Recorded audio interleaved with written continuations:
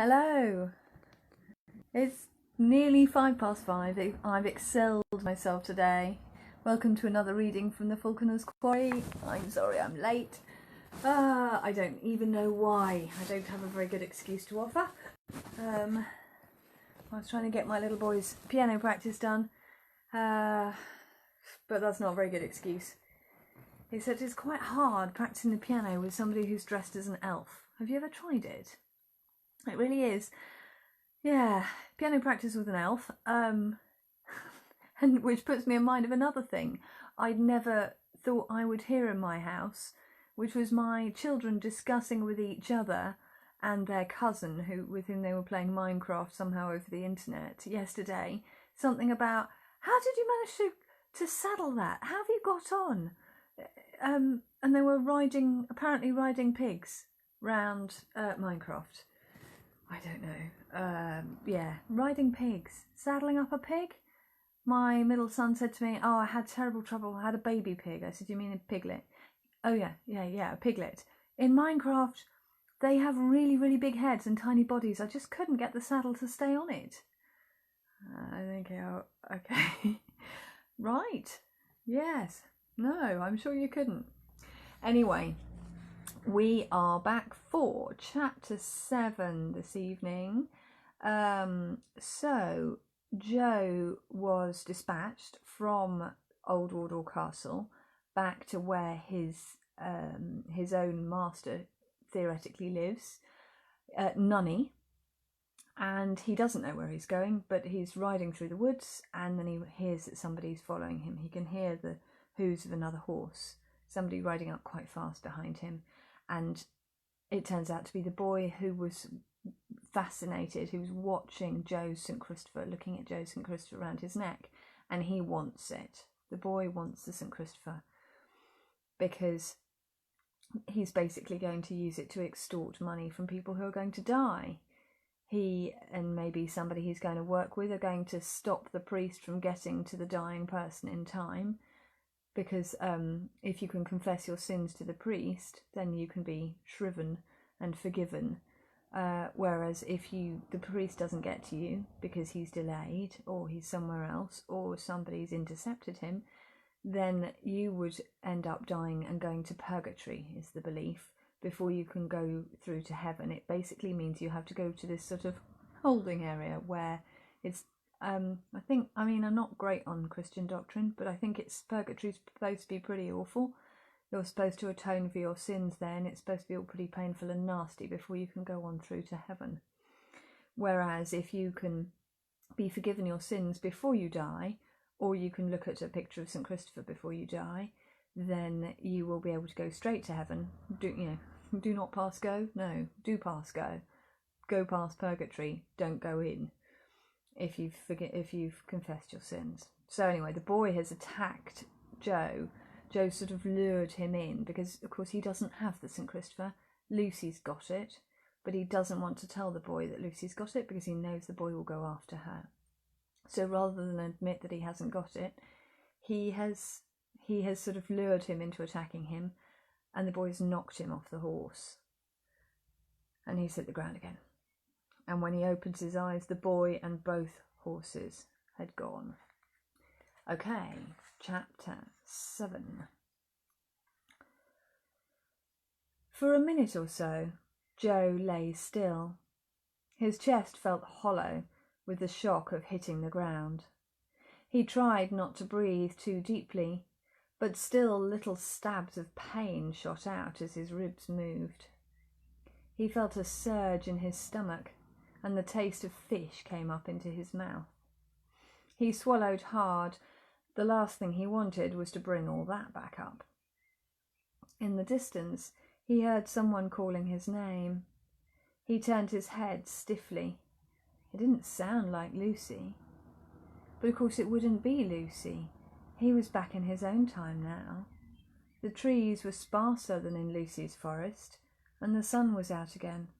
Or rather, it was still out, since no time had passed here, even though he'd been away several hours. The voice came nearer. Carefully, he raised himself up on his elbows. The lady from the stables was riding through the wood with Sam behind her. Neither of them had seen him yet. "Over here," Joe croaked. The lady turned her head sharply. "There you are, Joe. Are you all right?" She jumped down from her horse and bent over him. "Nothing broken, I hope?" "I don't think so," Joe mumbled. "Did you hit your head? It's just as well you were wearing a riding hat." "No, I think I'm okay." He sat up. The world swung around him. He held his breath and waited for it to stop. It was always hard, switching back into the present. He knew now that it was normal to feel sick and dizzy. In fact, that was something that seemed to be getting worse each time. Today it was especially bad. The meal he'd just eaten made him horribly queasy, and he felt bruised all over from the 2 painful falls. It was funny, he thought, though that was the wrong word, really. Excuse me. As far as... I've swallowed a frog.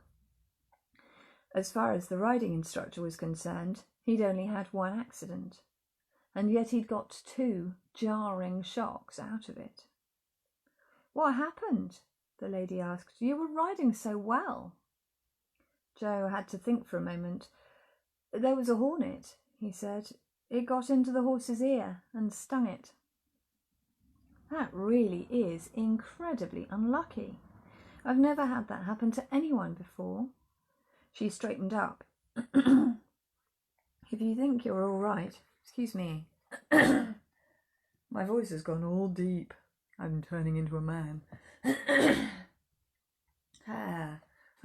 haven't got a drink in here today. Usually I have a glass of water.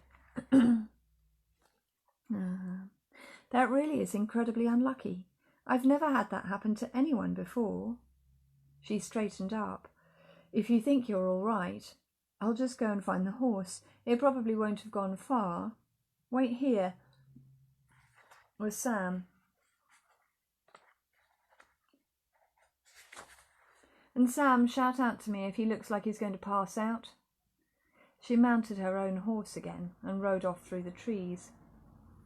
Joe rubbed his face with his hands and then brushed the bits of twig and leaf off his clothes. He really hoped the horse had come back with him. What if it hadn't? What if it had got left behind in Lucy's world? Would the lady expect Dad to pay for it if she couldn't find it? How much did a horse like that cost? "You really can ride, can't you?" Sam said. Joe looked up. His brother was perched on the back of his horse as though someone had dropped him there.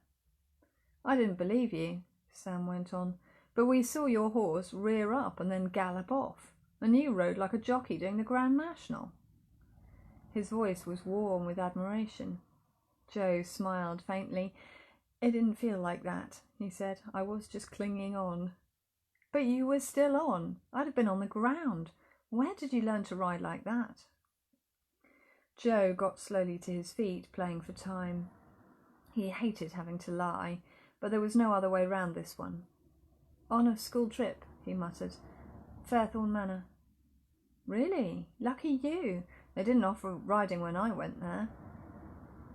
Joe gave himself a shake and stamped his feet, wondering how to change the subject. Through the trees, not too far away, he saw the lady riding back. She was leading his horse by the reins.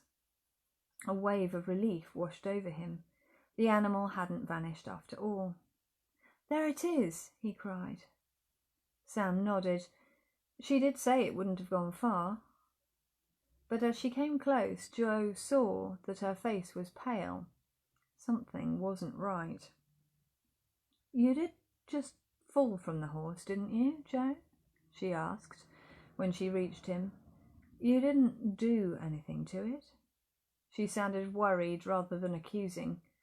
Joe bit his lip. What did she mean? He couldn't possibly say he'd taken the horse with him back to Tudor times. "No," he said, "I just fell off." "Why?" She jumped down from her own horse. "It's the tack." She lifted the saddle, which was balanced on the back of Joe's horse. This was on the ground nearby, and the numnah and the saddlecloth too. You didn't touch the girth, did you? What's that? This strap that goes underneath. She pointed to a wide belt hanging down, then stooped and fastened it under the horse's stomach again. I'm certain I tightened it before we left, she said, and the bridle as well. That was on the ground. It's simply not possible.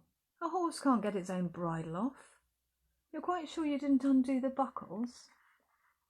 I didn't touch them, Joe said. Honestly, I didn't. She nodded. Okay, I can't see how there would have been time for you to do that anyway. I just don't understand how tack could come off a horse like that. In silence, she set about making sure that all the fastenings were tight again. When she'd finished, she stood back. That all seems normal. There's nothing torn or broken. Up you get. She helped Joe back onto the horse and then climbed onto her own animal. We'll have to go back to the stables. I'm sorry to cut the ride short, but there's definitely something not right. I don't feel comfortable continuing without knowing what it is. She led the way back through the woods to the track. Sam and Joe walked their horses quietly along behind her. In the stable yard, Dad was sprawled on a bench, his eyes closed, the newspaper over his chest. He opened one eye as they approached. Back already? Did I fall asleep? He looked at his watch and then looked up again, puzzled. I'm very sorry, Mr. Hopkins, said the lady. We've had a rather peculiar accident. Joe's horse bolted and he got thrown off. Oh dear, are you all right, Joe? Dad stood up. Joe nodded. There may have been some problem with the saddle, though I don't quite see how. In any case, I thought it would be better not to carry on. I won't charge you for this morning, of course. I really am sorry. That's all right. Kids are bound to fall off now and then. It's an obvious risk. She wrung her hands. That's true, but this wasn't like it usually is. I wouldn't feel happy taking your money. Well then, if you're sure. Dad scratched his head. Thank you. The lady helped Joe and Sam to dismount and took their riding hats from them. If you feel like coming again sometime, she said to Joe, I'll make sure you have a different horse, and I'll give you both a free ride to make up for today. Joe shuffled his feet. The lady was clearly quite upset when it really wasn't her fault. He wished there was something he could say to make it better. But he could hardly tell her he was glad the horse had thrown him into Lucy's world. He sat silently in the back of the car as they drove away. In the front, Sam chattered away about what had happened. Joe wished his brother would shut up about the horse's tack, but Dad didn't seem to be paying much attention. Perhaps he didn't realise how many straps and buckles there were.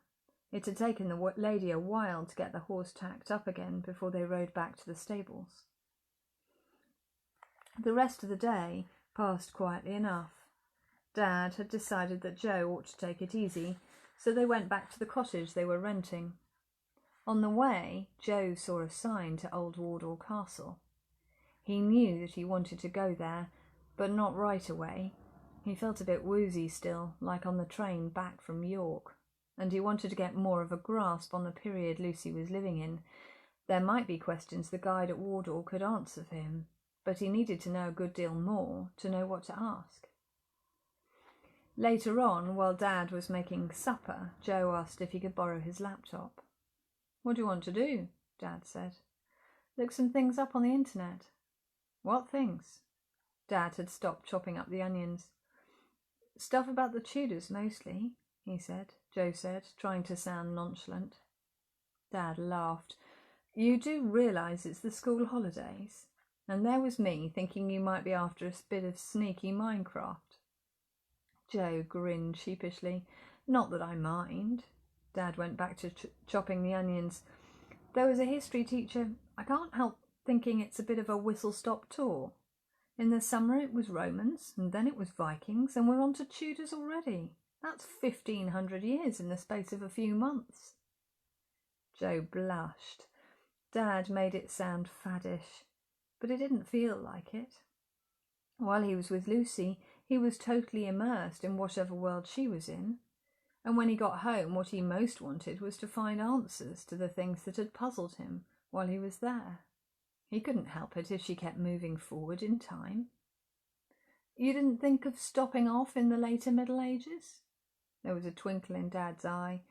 You've just skipped 1066, the Normans, the Crusades, the Magna Carta, the Black Death, Joan of Arc, and the Wars of the Roses.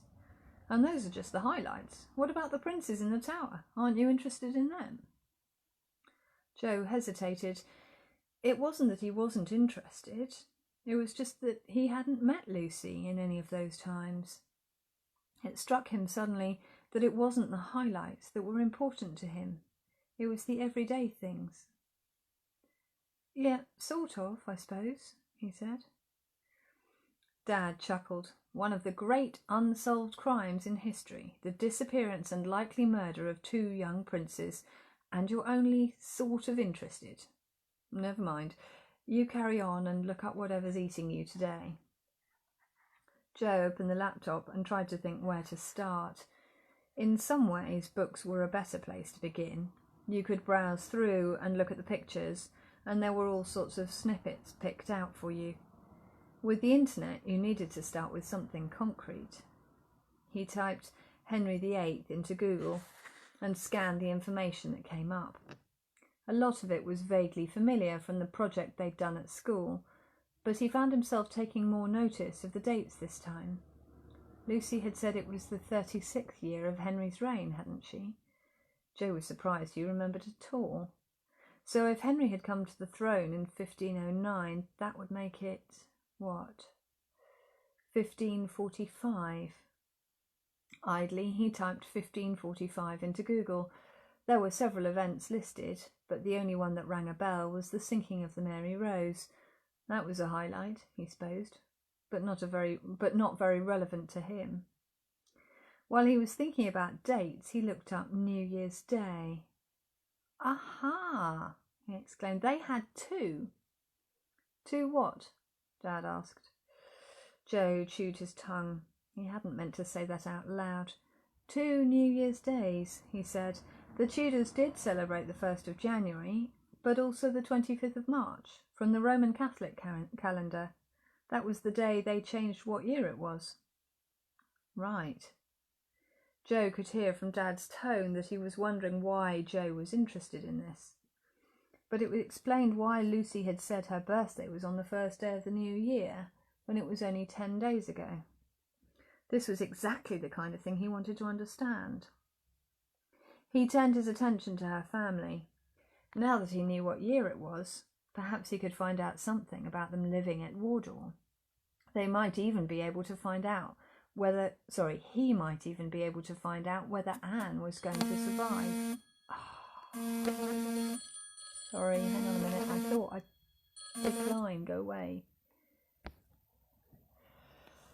That's weird. I put it onto silent and still it rang. Sorry about that. He might even be able to find out whether Anne was going to survive. But no matter what he typed in, nothing came up. Go away. Go away. Honestly, phones.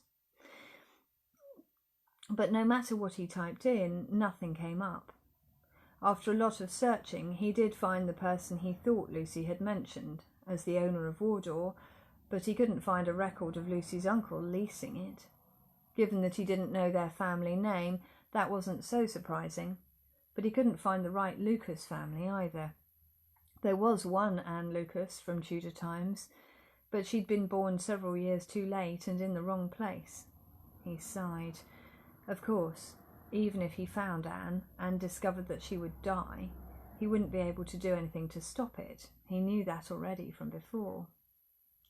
He wondered again what was wrong with her. It might be helpful if he could find that out, though it would only really be of use if he got back into Lucy's world before it was too late. He found a website where you could enter the symptoms of an illness and typed in rash, temperature, and swollen tongue. A list came up with measles, chickenpox, and scarlet fever at the top. Anne didn't have chicken pox, Joe was sure of that. I think a bird just hit the skylight. Honestly, there's no peace today, is there? Anne didn't have chicken pox, Joe was sure of that. He'd had chicken pox himself a few years ago, and the spots had been all blistery. He looked up measles. The children in the pictures had spotty faces, whereas Anne's cheeks had been bright red all over. The pictures of scarlet fever looked much more like her. He read through the symptoms. They seemed to match what Lucy's mother had said, if you discounted the bit about too much moisture flooding Anne's body. He made a mental note to look up what Lucy had said about Anne's humours being out of balance. It would be interesting to see if he could make sense of what they all thought was wrong with her, once he'd worked out what to do about her actual illness. According to the website, she probably needed antibiotics. Joe wondered for a few moments if he could get some to her. But even if he could get hold of them, which would be next to impossible without having scarlet fever himself, it was very unlikely he could carry them with him into Lucy's world. The horse might have slipped through time with him, but it hadn't managed to take anything with it either. He rested his chin on his hand. The website said that nowadays scarlet fever might go away on its own, but the people had often died of it in the past. Perhaps Lucy was right, he thought despondently. Perhaps Anne was going to die of something that really wouldn't be too serious in his own world. How frustrating that there was nothing he could do. He was about to look up the balance of humours when there was a knock at the door. Dad flicked the tea towel up onto his shoulder and went to answer it. After a few seconds he called out, "Joe, can you come here a minute?" Joe went to the front door. A young man stood on the step with a notebook in one hand and a pen in the other. "Are you Joe Hopkins?" he asked. Joe nodded. The man wasn't in uniform, so it couldn't be the police. He looked up anxiously at Dad. "My name is Lawrence Green," the man said. "I'm a reporter with the Salisbury Journal. Can you tell me, did you go out riding this morning? Only I heard a rumour that something rather weird happened."